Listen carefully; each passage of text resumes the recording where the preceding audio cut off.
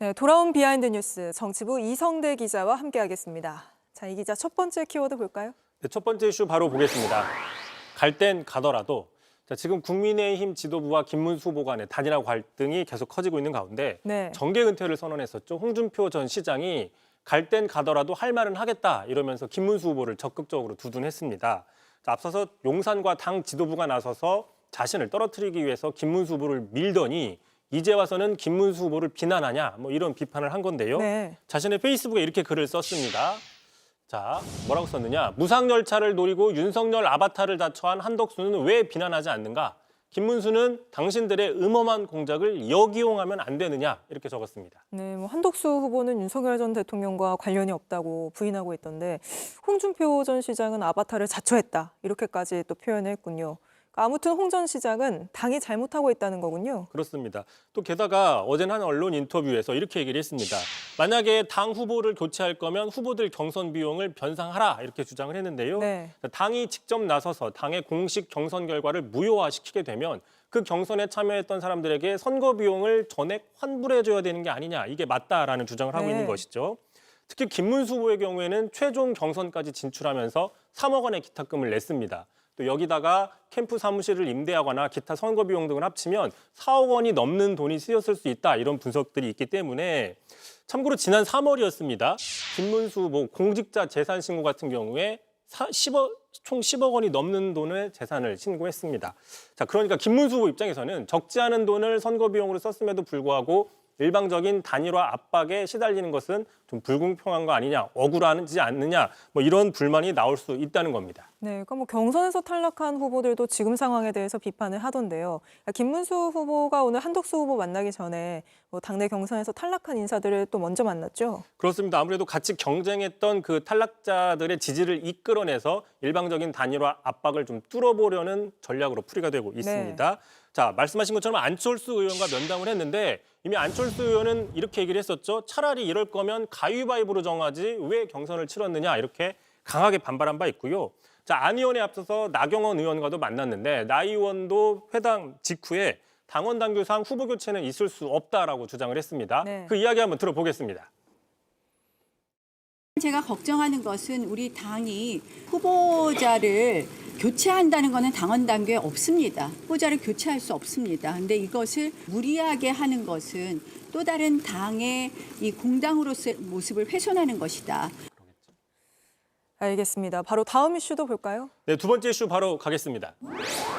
체리 따봉의 추억. 네. 자, 권성동 원내대표가 어젯밤이었죠. 김문수 후보 집 앞에서 한 30여 분을 기다리다가 여러 번 전화 시도를 했지만 연결이 되지 않았습니다. 참고로 휴대전화를 들고 있는 사진이 공개가 언론에 잡혔는데 그 내용을 좀 보시면요. 10시 26분부터 5분 간격으로 세 차례 통화를 했는데 네. 참고로 참고로 여전히 김문수 고용노동부 장관이라고 직함이 적혀 있죠. 뭐 평소 권성동 원내대표가 뒷짐지고 핸드폰을 들고 있는 이것이 이런 모습이 뭐 습관일 수는 있지만 현재 그 언론의 관심이 집중된 곳이다 보니까 뭔가 의도성이 있는 게 아니냐 이런 분석도 나오곤 있습니다. 네. 그래서 오늘 두 번째 키워드를 체리 따봉의 추억이라고 잡은 거군요. 그렇습니다. 22년 집권 초기였죠. 당시도 권성동 원내대표 시절이었는데 보시는 것처럼 당시에 이준석 대표가 당원권 정지 징계를 받은 직후에 윤석열 전 대통령으로부터 이른바 체리따봉 메시지를 받았는데 노출이 됐었죠. 네. 내부 총질하던 사람이 사라지니까 달라졌다. 그러니까 이른바 용산이 당무에 개입한 게 아니냐 이런 논란이 확산된 적이 있습니다. 자, 이런 일들이 빈번하다 보니까 당내 최다선이죠. 주호영 의원이 지난해 총선 직후에 뭔가 의원들을 상대로 충고, 조언을 한번 했습니다. 직접 들어보시죠. 그다음에 본회의장에서 휴대폰 사진 찍히는 것 때문에 보안 필름 문제가 있는데 다 까시는 게 좋습니다. 네, 이 이슈도 비하인드에서 예전에 다뤘던 것 같은데, 근데 원래 우리 비하인드가 두 번째 이슈가 끝인데 오늘부터는 세 번째 이슈도 준비를 했다고요? 그렇습니다. 오늘부터 대선까지 돌비 뉴스가 조금 더 길어지게 됐습니다. 네, 세 번째 축하드립니다. 이슈 바로 보겠습니다. 자, 이게 최선입니까? 자, 오늘 이재명 후보가 전북 전주에서 영화, 방송 관계자들을 만났는데 네. 이 자리에 그 스타 작가죠. 김은숙 작가도 참석을 했습니다.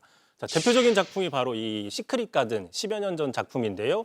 남녀 주인공 길라임, 김주원이 이렇게 몸이 바뀌는 그런 판타지 드라마인데 네. 그 제목처럼 이게 최선입니까가 상당히 유명한 대사였고요. 자, 김 작가가 오늘 이 자리에서 이재명 후보에게 만약에 몸이 바뀐다고 하면 누구랑 바뀌고 싶느냐라고 질문을 했습니다. 직접 한번 들어보시죠. 시크릿 가든의 김주원 캐릭터 어떨지 그 기본 플롯이 남녀주가 영혼이 바뀌는데 여야 대표가 영혼이 좀 바뀌는 그거 좋은 생각이에요. 네, 그래서 좋은 생각. 누구랑 바뀌고 싶으십니까? 아, 지금요? 지금이야. 나 김문수 한번 해보고 싶어요. 김문수 후보 얘기가 오늘 많이 나오는데 아무튼 이재명 후보는 왜 김문수 후보를 선택한 건가요? 자, 그 이유에 대해서 얘기를 했는데 그 이유 바로 들어보겠습니다. 저는 한동훈 전 대표님이랑 바뀌시면 재밌겠다. 그건 별로예요.